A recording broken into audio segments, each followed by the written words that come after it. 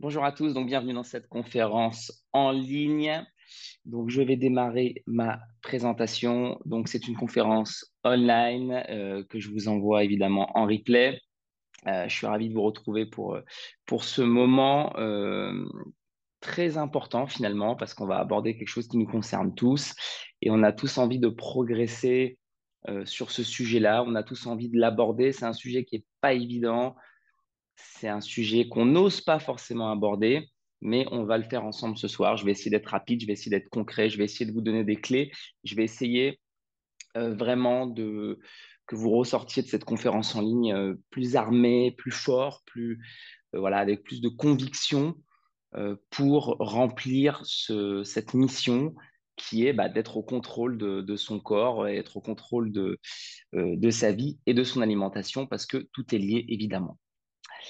Donc, cette visioconférence, je la fais dans le cadre du programme Nutrilif. Normalement, donc, vous savez que j'organise des visios pour les membres du programme Nutrilif. Là, j'ai décidé de rendre cette visio accessible à tous les membres parce que c'est un sujet qui est trop important et je voulais que tout le monde en profite. Le thème de cette visioconférence, c'est comment trouver la discipline de tenir sa diète. Alors, pourquoi je vous parle de ça? Parce que déjà, c'est ce que je fais au quotidien avec vous dans le cadre de mes rendez-vous, notamment dans le cadre des gens qui ont pris le programme Nutrilif, dans le cadre des membres euh, qui ont ce coaching Nutrilif avec moi, hein, ce qui est un programme alimentaire de 6 mois que je propose en option au club. Eh bien, j'ai des rendez-vous de suivi et je vous écoute. Je vous écoute, j'écoute vos difficultés, j'écoute vos réussites et du coup, voilà, c'est mon quotidien, ces questions-là. Et j'essaye, dans les rendez-vous que je fais avec vous, de vous apporter des éléments. Et c'est vrai que parfois, j'ai besoin d'être posé, d'avoir bossé sur le plan théorique, d'avoir pris des notes pour aller encore plus loin. Et c'est ce que je vais faire à travers cette conférence. Ça m'intéresse énormément, cette histoire d'autodiscipline et de diète, parce que ça correspond à une période de ma vie aussi dans laquelle je suis actuellement. Il faut savoir que moi, je fais des pertes de poids, des régimes, tout ça depuis l'âge de 15 ans, à travers le karaté, qui est ma discipline, qui est mon sport, avec les catégories de poids. Toute ma vie, j'ai couru après le poids. Toute ma vie, j'ai couru après les catégories de poids. Toute ma vie, j'ai essayé de contrôler mon poids. Et figurez-vous que ça devient finalement de plus en plus difficile et ça devient même difficile, particulièrement cette année. Cette année, j'ai fait une compétition à cette saison de karaté et j'ai eu énormément de mal à, à perdre du poids. J'ai eu énormément de mal à rentrer dans cette, dans cet objectif. Et en fait, du coup, ça correspond à une difficulté que j'ai moi-même. Donc voilà, quand j'avais 25 ans, j'étais focalisé, j'étais obsédé par quelle est la meilleure méthode d'entraînement pour prendre du muscle. Aujourd'hui, ça correspond vraiment à la phase dans laquelle je rentre dans ma vie. Ça m'intéresse de savoir comment trouver cette discipline, comment travailler sur cet aspect mental de la diététique et de son alimentation. Voilà, donc je suis en plein dedans à titre perso. Vous imaginez pas à quel point j'ai eu du mal cette année à tenir ma diète, à perdre mon poids pour la compétition. Ça a jamais été une difficulté pour moi. Et cette année, j'ai vraiment, vraiment été en difficulté. Et je vais vous parler de ça et je vais vous donner des clés. Voilà, donc on va organiser la conférence de la manière suivante avec 3 citations et je vais vous donner 4 concepts. Voilà, moi, il faut savoir que je fonctionne toujours par concept imagé. Vous allez comprendre. C'est ce que je fais dans mes visios NutriLive. Je vous propose des concepts imagés et ça permet de faire passer les messages que j'ai envie de faire passer à travers voilà, le thème que j'aborde. Alors, on commence avec les citations. On commence avec les citations. Les citations, c'est un préambule de la conférence. L'idée, c'est de nous stimuler un petit peu sur le thème qu'on va aborder. Et voilà, on va dire, c'est notre entrée. Voilà, c'est notre entrée, c'est fait un petit peu pour nous mettre en bouche. Donc, la première citation, je vous l'ai mise, mais c'est une citation à laquelle j'adhère pas trop. Et je vous l'ai mis un peu parce qu'elle est justement un peu antinomique avec ce que je vais vous dire aujourd'hui. En fait, cette citation, ça correspond vraiment, si vous voulez, euh, à cette espèce de développement personnel américain, de l'effort, de la discipline, de la boxe. Et en fait, justement, j'aimerais qu'on aille plus loin que ça aujourd'hui. Je vous ai mis cette citation en anglais et l'idée, c'est qu'on aille plus loin que ça et qu'on ne s'arrête pas à cette espèce de, de tyrannie de la discipline comme effort et comme dépassement de soi, même si ça fait partie effectivement de la discipline. J'ai pas envie qu'on soit dans cet état d'esprit.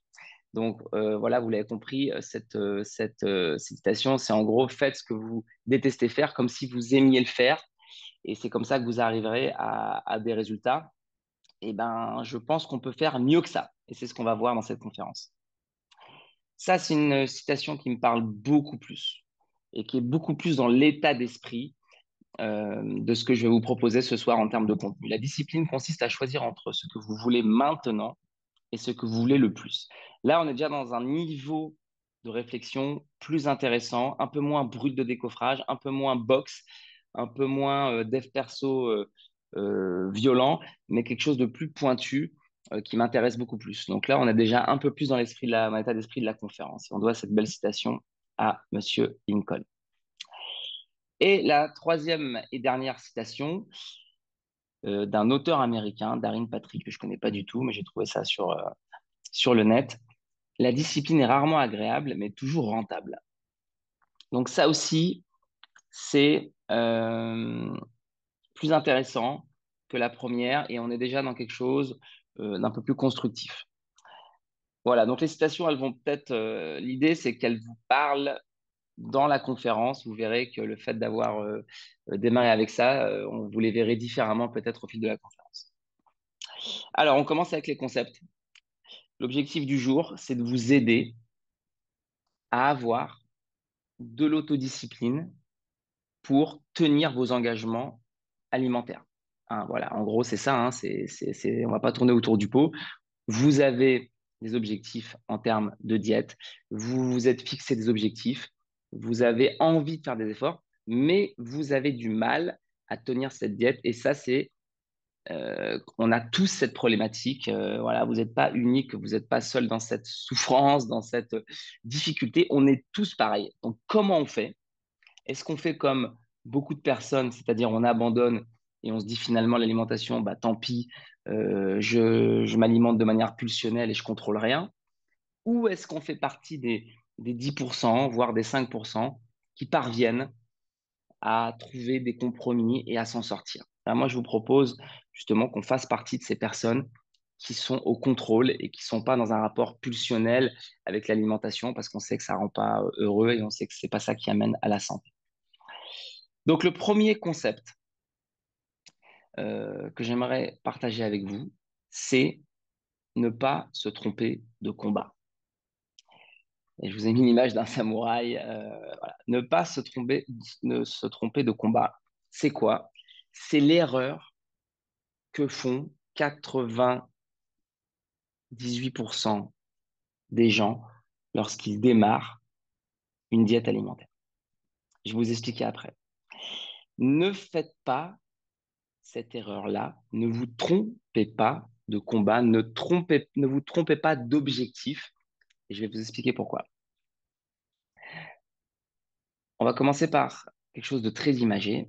Je vous propose cette image, voilà, avec un certain nombre de ronds. Voilà. Je vous laisse regarder un petit peu cette image et je vous laisse imaginer quelque chose. Qu'est-ce que ça vous évoque? Qu'est-ce que vous évoque tous ces ronds? Voilà. Essayez de réfléchir déjà. Essayez de voir un petit peu ce que c'est. Ensuite, on va avancer un petit peu et on arrive à cette deuxième slide. Et là, on retrouve notre série de ronds, mais on se rend compte que finalement, il y avait 7 colonnes qui correspondent évidemment aux 7 jours de la semaine. Donc là, je vous donne déjà une indication énorme sur ce que représentent ces fameux ronds. Et je vous laisse maintenant, encore une fois, imaginer euh, ce qu'il y a derrière ces ronds. Et on va pouvoir passer à la slide suivante. Voilà. Et là, on arrive à une slide qui est très importante. Donc, vous l'avez compris, j'espère. Tous ces ronds représentent les différents repas de votre semaine. Donc, vous avez le petit déjeuner, le déjeuner de midi, le goûter et le dîner. 4 repas par jour. Et ça vous fait donc votre semaine complète. Donc, je vous ai présenté finalement l'image complète de votre alimentation à la semaine. Et vous vous rendez compte que ça représente quand même beaucoup de ronds, beaucoup de possibilités. Et ça, on va dire, c'est, ce sont habituellement dans la vie des gens les repas qui sont consacrés aux excès. Vendredi soir, samedi midi, dimanche midi. Voilà. Donc, déjà, quelqu'un qui fait 4 excès par semaine, c'est-à-dire quelqu'un qui fait des excès le vendredi soir, le samedi midi et le dimanche midi, on est déjà sur quelqu'un qui vit bien, on est déjà sur quelqu'un qui se fait plaisir, qui a une bonne vie sociale et qui se fait 4 repas d'excès par semaine. Donc, c'est quand même pas rien. Hein, je dis pas qu'on a affaire à David Guetta, je dis pas qu'on a affaire à un fêtard invétéré, mais on a affaire à quelqu'un qui vit bien et qui vit sa vie sociale correctement. Tout le monde est d'accord avec moi. Donc, quand je vous dis, ne vous trompez pas de combat, vous allez commencer à comprendre là où je veux en venir. On se rend compte que finalement, ces 4 repas d'excès sur la totalité de la semaine, c'est pas énorme. Et si je vous montre le deuxième slide, le dernier slide, c'est ça. Voilà.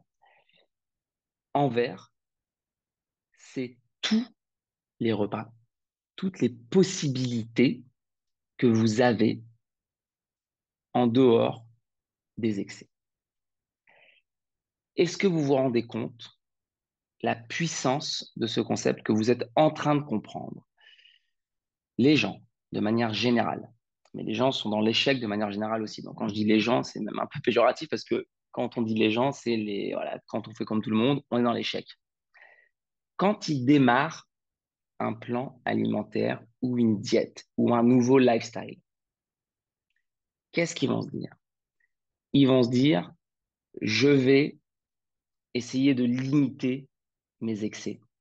Je vais essayer de limiter ces fameux repas où je fais n'importe quoi parce que en me focalisant sur ces moments où je fais n'importe quoi, je vais réduire mes excès et je vais améliorer mon niveau de vie et mon hygiène de vie.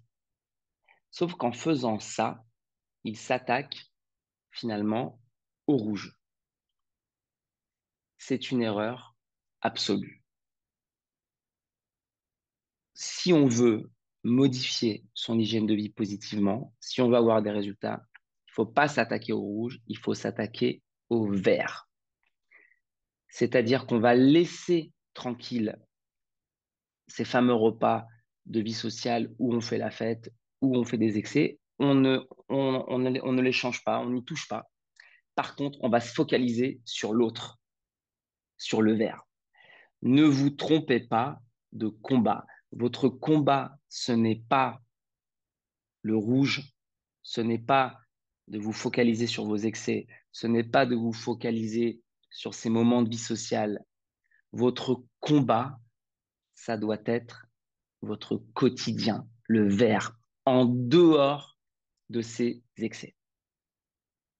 Vous comprenez? Est-ce que vous vous rendez compte la puissance de cette action? Si vous pensez que votre combat, il est dans le rouge, déjà, vous allez combattre quelque chose qui est très peu rentable. Parce que sur la semaine, ça représente peu, finalement, de repas. Et en plus, vous allez vous attaquer à quelque chose qui est très compliqué et qui va vous rendre malheureux en plus parce que vous allez vous priver de joie, etc. En vous attaquant au quotidien, vous vous attaquez au vrai adversaire. Vous vous attaquez à quelque chose que si vous arrivez à modifier, vous allez avoir des résultats exceptionnels parce que ça représente 90%, 80-90% de votre vie alimentaire.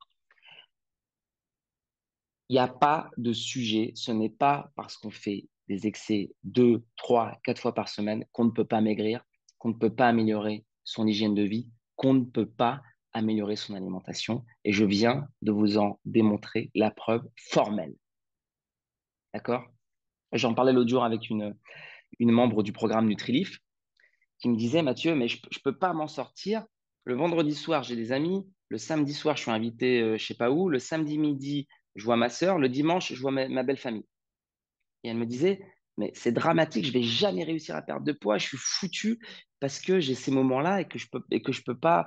Elle commençait à me dire, ouais, il faut peut-être que je fasse, que je vois moins mes amis, machin. Elle s'était trompée de focale.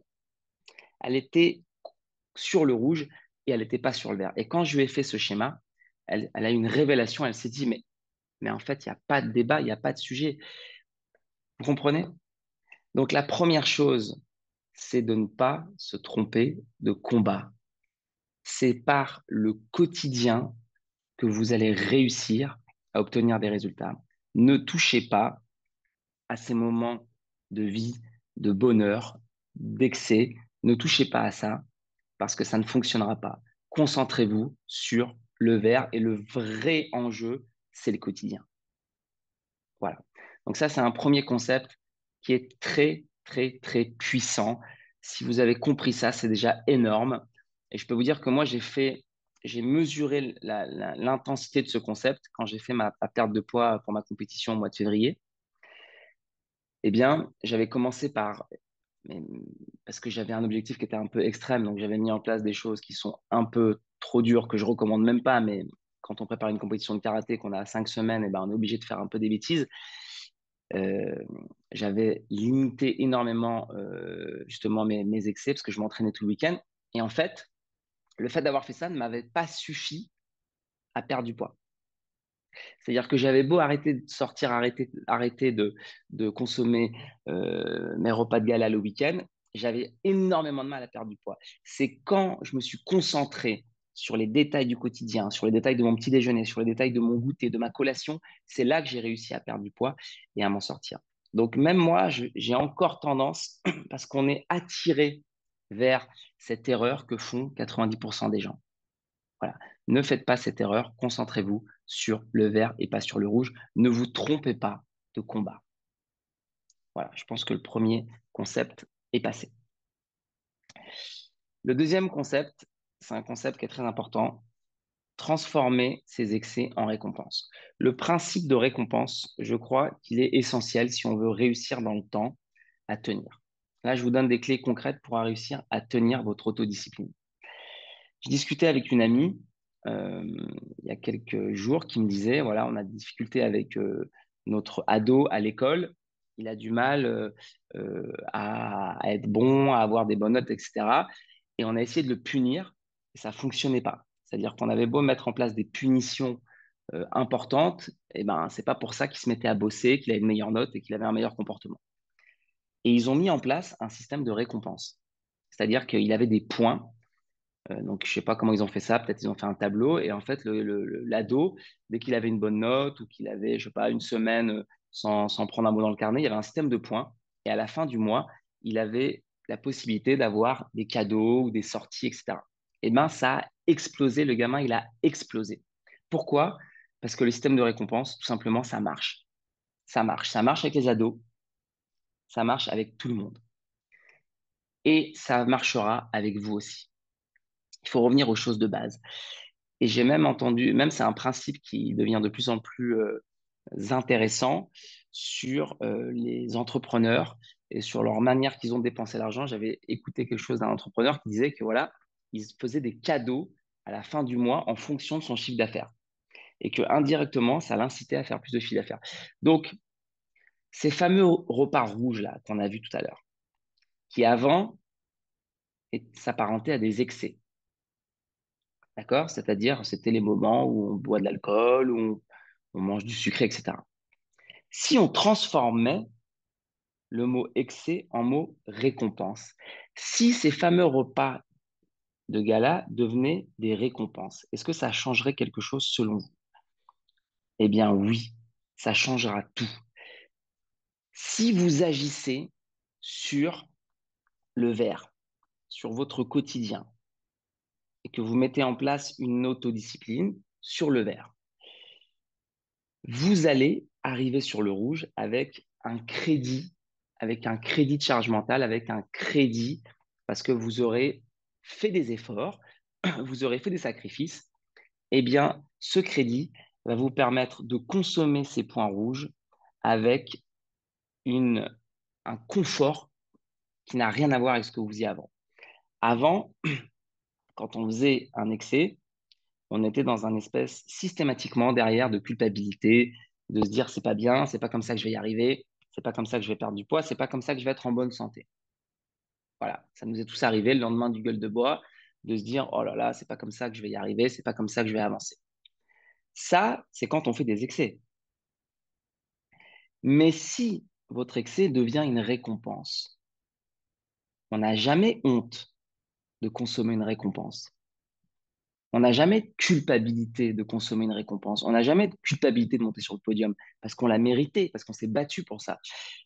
Donc, si vous changez dans votre tête et que vous remplacez le mot excès par le mot récompense, mais attention, une récompense, ça se mérite, dans votre tête, vous allez changer la donne.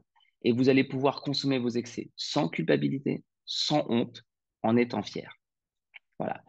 Et n'attendez pas des autres qu'ils comprennent ça. N'attendez pas des autres qu'ils comprennent ça. Moi, à chaque fois que je peux faire la fête ou que je vais boire un peu d'alcool, les gens me disent, ouais, t'es sportif, machin. Parce que ils sont tellement focalisés sur le rouge qu'ils en oublient l'existence du quotidien. Moi, j'ai une grande rigueur sur mon quotidien, sur le vert. Donc, oui, je peux m'autoriser des excès qui sont des récompenses et qui sont parfois même des excès qui sont importants, hein. Ça m'arrive le dimanche soir de me commander une pizza et en plus derrière de me faire une mousse au chocolat. Quelqu'un qui me connaît, qui arrive ce soir-là, il va dire, mais qu'est-ce que je comprends pas, ça correspond pas à, à ton physique, ça correspond pas à ce que tu dis. Mais si, les gens ne comprennent pas parce que, un, les gens n'ont pas la vision du quotidien, ils ont que la vision des excès. Donc, du coup, ils sont dans la culpabilité, ils sont dans le jugement. Voilà. Si vous transformez ces excès en récompense, vous allez vous sentir mieux. Par contre, les gens, il y aura toujours des réflexions. Donc, n'attendez pas que les gens comprennent ça. Faites-le pour vous. N'en parlez même pas. Et c'est quelque chose, vous allez voir, qui va vous apporter du confort et qui va vous faire beaucoup de bien. Voilà, c'est très, très puissant. Et en plus, dernière chose sur ce concept, si vous transformez des excès en récompense, vous allez paralléliser la physiologie et la psychologie. Pourquoi? Parce que quand on mange des aliments plaisir, on a une sécrétion de dopamine. Et la dopamine, je vous le donne en mille, comment on l'appelle? L'hormone de la récompense. Donc, si jamais vous associez la psychologie de la récompense avec la physiologie de la récompense, vous êtes cohérent. C'est-à-dire que et cette cohérence, elle vaut de l'or, parce que vous allez remettre les choses dans l'ordre, c'est-à-dire que vous allez remettre la notion de récompense à un moment de votre vie qui a du sens. Quand on fait des excès tous les jours et qu'on a des récompenses sans arrêt, ça n'a plus de sens. Et votre corps, pareil, il ne comprend pas parce il vous fait des sécrétions de dopamine sans arrêt. C'est comme on voit les ados sur les réseaux sociaux 10 heures par jour qui sont en train de chercher la dopamine avec des notifications. C'est le bazar, c'est le chaos complet. Avec l'alimentation, c'est pareil. Si vous avez tous les jours ces sécrétions de dopamine, ces récompenses injustifiées tout le temps, tout le temps, tout le temps, tout le temps, vous êtes en train de vous détruire le cerveau. Voilà. Si jamais vous gardez ces sécrétions de dopamine qui vont être apportées par une alimentation plaisir, vous les gardez dans des phases où vous-même, vous vous êtes mis en état de récompense, vous vous rendez compte la cohérence que vous vous offrez? Vous vous offrez une cohérence absolue et encore une fois, voilà, vous allez être en phase, vous allez mettre votre physiologie et votre psychologie en phase. Et ça, eh bien, ça vaut de l'or. Ça vaut de l'or parce que vous allez remettre de la cohérence dans votre cerveau, dans votre vie, dans votre alimentation. Voilà pour ce concept numéro 2. Concept numéro 3. Il y en a 4 de concepts. Hein, donc, vous voyez, j'ai essayé d'être assez rapide. J'étais en rendez-vous, pareil, un rendez-vous Nutrilif avec une membre Life Circle qui avait pris le programme et on discutait. Et elle me disait, Mathieu, je suis super content. D'ailleurs, on a des super résultats avec elle. Euh, Elle me disait, voilà, le problème, c'est qu'une fois que j'aurai atteint mon objectif, je ne sais pas si je vais avoir la motivation et la discipline de continuer une fois que j'ai atteint mon objectif. Donc elle me dit, je suis super content parce que là, ça se passe bien, j'ai des résultats, le programme est génial, voilà, tu m'accompagnes, on a des résultats, c'est top. Mais par contre, ce qui me fait peur, c'est que je vais atteindre mon objectif là d'ici un mois et je sais qu'une fois que j'aurai atteint mon objectif, je sais que derrière, ça va être la catastrophe. Et donc, elle me demande, est-ce que Mathieu, tu as des trucs, est-ce que tu as des astuces, est-ce que tu as une technique pour m'aider à garder la motivation après l'atteinte de mon objectif. Voilà. Coupez bien votre micro, hein, ceux qui sont en live, d'accord, pour pas que ça fasse d'interférence. Là, il y a un micro qui est ouvert de Catherine. Voilà, Catherine, si tu veux bien couper ton micro, ce serait super. Euh, donc, je lui ai fait une réponse. Je lui ai demandé, enfin, je lui ai dit, et c'est une réponse à laquelle elle ne s'attendait pas. Je lui ai dit, mais en fait, tu sais, il y a pas de technique pour garder sa motivation. Il n'y a pas de technique pour t'aider. Moi, j'ai pas de solution miracle. Je lui ai dit, le problème que tu as, c'est pas un problème de motivation, c'est un problème existentiel. Je pense que les gens, et je me mets dedans, on aime plus, et c'est un énorme problème, on aime plus les plaisirs du quotidien que notre vrai bonheur. Et ça, je crois que ça s'appelle une névrose. Mais c'est malheureusement la réalité. On aime plus ces petits plaisirs du quotidien qui nous apportent voilà, cette dose de plaisir, de dopamine, comme on a vu tout à l'heure. On préfère ça au bonheur, le vrai bonheur d'être au contrôle et d'être en santé. On préfère ça.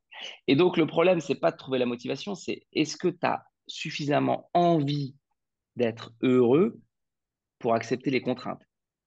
Voilà. Pourquoi? Je vais peaufiner ma pensée. Notre niveau de bonheur, ouais. Euh, Catherine, tu m'entends? Ouais, il faudrait que tu coupes ton micro. Ouais. Donc, il faut appuyer sur le bouton, je ne sais pas où. Il doit avoir il doit avoir un bouton pour couper le micro. Notre niveau de bonheur augmente quand on est en bonne santé, quand notre énergie est haute, quand notre estime de soi est positive et quand le regard des autres n'est pas un problème. Donc ça, personne ne va le nier.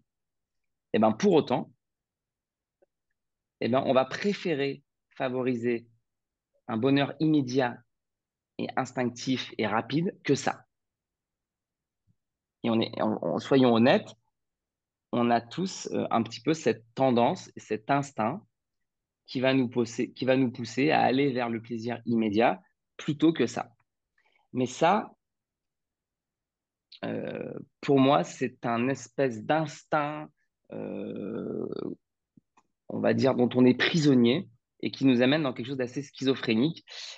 Parce que si on aime plus manger des chips ou manger du Nutella ou manger, que sais-je, que d'être heureux, eh ben, c'est pas un problème de motivation, hein, c'est un problème là d'existentiel. Donc, il faut aimer son bonheur plus que ses plaisirs du quotidien. Parce que votre bonheur que vous allez avoir, le bonheur de votre santé, le bonheur de votre bien-être, il va être proportionnel aux contraintes que vous allez être capable de vous infliger. Voilà. Mais pour vous infliger ces contraintes, il va falloir renoncer un petit peu quand même à ces plaisirs. Mais si vous aimez ces plaisirs plus que cet hypothétique bonheur, le chat se mord la queue et on s'en sortira jamais. Et vous n'y arriverez pas. Voilà.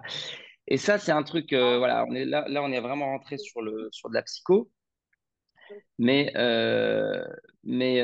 c'est c'est essentiel. En fait, c'est essentiel. Euh, et je crois que finalement, le reste est un petit peu anecdotique. C'est que si on n'aime pas assez être heureux, on n'aura jamais la force de mettre en place des choses. Il faut aimer, il faut être accro à ce truc qui s'appelle l'épanouissement, le bonheur. Voilà. Parce que le bonheur, évidemment, il ne dépend pas que de votre alimentation. Je ne suis pas en train de vous dire que, voilà, mais quand même, quand on se sent bien dans son corps, quand on est en bonne santé, et je peux vous le dire, moi, j'ai perdu ma santé en 2011, donc je peux vraiment affirmer ça. Quand on est en bonne santé, quand on est à un haut niveau d'énergie, quand on a une estime de soi qui est belle, cet état, ça nous met dans un état de bonheur. Eh ben, il faut aimer ça, il faut être accro à ça, plus qu'à ces petits plaisirs du quotidien. Et ça, c'est un travail qu'il faut faire, qui est invraisemblable, c'est de se reconnecter à quelque chose de vrai. Et aujourd'hui, les gens, eh bien, préfèrent 1000 fois faire le choix du plaisir immédiat que de faire le choix d'être heureux sur le long terme. Et donc, moi, j'ai pas de technique pour vous apprendre et pour vous apprendre à aimer, à être heureux. Je n'ai pas de technique, je ne suis pas psychologue, je ne suis pas euh, voilà, psychiatre, je n'ai pas de levier pour ça, à part vous mettre peut-être devant cette réalité, vous aider en restant à ma place. Mais si vous n'avez pas furieusement envie d'avoir ce bonheur, eh bien, vous n'aurez pas la force de vous mettre ces contraintes. Donc, le concept 3, c'est un concept un peu psychométaphysique, mais à un moment donné, posez-vous la question, est-ce que vous avez vraiment envie d'avoir ce bonheur? Est-ce que vous avez vraiment envie de vous sentir bien dans votre corps? Et je ne peux pas créer cette envie à votre place. Je- il faut être accro à ça. Il faut être accro à ça. Voilà. Donc ça, c'est un travail que vous devez faire, peut-être une question que vous devez vous poser. Et j'espère que ce concept 3 vous aura aidé à avoir ce déclic. Concept 4. On va terminer avec du concret. Avec du concret, pour moi, c'est très concret ce que je vous ai dit depuis tout à l'heure, hein, mais là, le concept 4, c'est un concept pour nous aider, à nous faciliter la vie. Un jour, j'ai fait une compétition de karaté et en sortant, donc j'avais perdu le combat et mon coach me dit, Mathieu, tu as perdu parce que tu as rendu ton adversaire plus fort qu'il ne l'était. Et je lui ai dit, mais je comprends pas, explique-moi, je comprends pas ce que tu me dis. J'ai demandé à mon coach et il m'a dit, l'attitude que tu as eue, inconsciemment, tu t'es mis dans une attitude vis-à-vis de ton adversaire où tu as mis en avant ses qualités. C'est-à-dire que j'étais dans un réflexe d'auto-sabotage inconscient où j'ai tout fait pour rendre mon adversaire hyper confortable, hyper à l'aise, hyper à fond de ses possibilités. Et je m'en étais pas rendu compte. Et il m'a dit, il n'était pas meilleur que toi. Tu l'as rendu meilleur que toi parce que tu n'as pas eu la bonne attitude. Et ça, c'est un concept dans le sport qui est essentiel et il s'applique aussi à l'alimentation. On a, on a un réflexe d'auto-sabotage, souvent, malheureusement, alors que si vous voulez réussir à avoir l'autodiscipline, il faut faire l'inverse. Il faut se mettre dans les meilleures conditions. Voilà. Votre ennemi, votre adversaire, c'est finalement, on va l'appeler comme ça aujourd'hui, le manque d'autodiscipline. C'est votre adversaire. Eh bien, rendez-le faible. Rendez-le faible. Comment on rend faible cet adversaire-là? C'est très simple. Vous allez rendre faible cet adversaire en faisant du sport, en faisant beaucoup de sport. Plus vous faites de sport, plus vous allez rendre faible votre manque d'autodiscipline parce que le sport vous valorise, le sport vous permet de sécréter un maximum d'hormones. Le sport, c'est la clé numéro un pour rendre votre adversaire faible. Voilà. Ne pas faire de sport, c'est se tirer une balle dans le pied. C'est rendre son adversaire de l'autodiscipline beaucoup trop fort. C'est finalement tout faire pour être en échec. Être organisé, ça aussi, c'est quelque chose qui va rendre votre adversaire faible. Savoir dire non, c'est un des trucs les plus importants pour affaiblir votre adversaire, obtenir le soutien des autres. C'est important que votre conjoint soit au courant de ce que vous faites et qu'il vous aide. Et se faire du bien, c'est-à-dire euh, s'autoriser des moments de bien-être, des moments de détente. Voilà. Donc ça, c'est un concept concret qui est peut-être finalement le moins profond du jour, mais vous avez un adversaire. Si vous vous auto-sabotez, on n'y arrivera pas. Rendez-le faible, cet adversaire. Rendez-le faible, abaissez le niveau de votre adversaire et vous mettrez dans les meilleures dispositions pour réussir. D'accord? Voilà. Donc, ces 4 concepts que je vous ai donnés, ils sont ultra, ultra, ultra puissants. Et si vous les mettez en place, vous devriez faire preuve d'une autodiscipline beaucoup plus fluide, beaucoup plus naturelle, beaucoup plus performante. Et voilà, on va refaire une petite synthèse rapide de mes concepts pour terminer. Le premier concept, c'était ne pas se tromper de combat. Votre combat, c'est le quotidien, ce ne sont pas les excès du week-end. Votre combat, ce ne sont pas les points rouges. Le vrai combat que vous devez mener, ce sont les points verts. D'accord? Ça, c'est fondamental. Concept 2, transformer ces points rouges en récompense. Transformer ces points rouges en récompense. Comportez-vous, traitez-vous comme un adolescent de 12 ans qui a besoin d'avoir une carotte pour bien travailler. Finalement, on est resté cet adolescent-là et ça marche. Donc, faisons-le de manière humble, sans se prendre la tête, mais ça fonctionne. Les points rouges, vos excès, ce sont des récompenses, ce ne sont pas des excès. Et vous allez en plus mettre en phase votre physiologie et votre psychologie. Concept numéro 3, posez-vous la question, aimez davantage le fait d'être heureux que les plaisirs du quotidien. Voilà. Soyez accro à ce bonheur. Apprenez à être accro à ce bonheur. Peut-être que il faut le vivre, peut-être pour le ressentir et pour se rendre compte à quel point c'est incroyable d'être aux commandes de son corps, d'être en santé, d'avoir une haute énergie. Essayez et soyez accro à ça. Parce que si vous aimez plus les plaisirs du quotidien que ça, eh bien, ce sera compliqué d'avoir de l'autodiscipline. Et enfin, concept numéro 4, ne rendez pas votre adversaire fort, rendez-le faible en respectant des règles de base, hein, le sport, l'organisation, savoir dire non, la communication avec le conjoint, se faire du bien. C'est comme ça que vous allez réussir à avoir de l'autodiscipline. Voilà, voilà les concepts que je voulais vous dire. Voilà les concepts que je voulais partager avec vous sur ce thème de l'autodiscipline. Alors, je ne sais plus qui est en ligne encore actuellement. Euh, J'en profite aussi, oui, j'ai oublié de vous en parler. Pour ceux qui sont voilà, pour ceux qui ne sont pas encore membres du programme, je propose à Leaf Circle un coaching alimentaire qui s'appelle NutriLeaf. C'est 6 mois de coaching nutrition. Vous êtes déjà pas mal de membres à avoir passé le cap et à vous être lancés. Euh, alors là, vous allez me dire que ce n'est pas le bon moment pour démarrer, mais il n'y a jamais de bon moment finalement, parce que là, il y a l'été, mais après, vous allez démarrer, il y a Noël, il y a toujours quelque chose. NutriLeaf, c'est un plan alimentaire évolutif sur 6 mois qui va vous permettre d'avoir un coaching, un plan alimentaire et une formation pour comprendre les ressorts, les leviers de cette alimentation et de comment apprendre à stabiliser son poids, à obtenir une santé, une énergie incroyable. Je propose ce programme pour les membres Live Circle. Ça dure 6 mois. C'est avec moi. Il y a du coaching, il y a du contenu, il y a de la formation. Si vous êtes intéressé, écrivez-moi en message privé. Je vous enverrai une présentation complète du programme.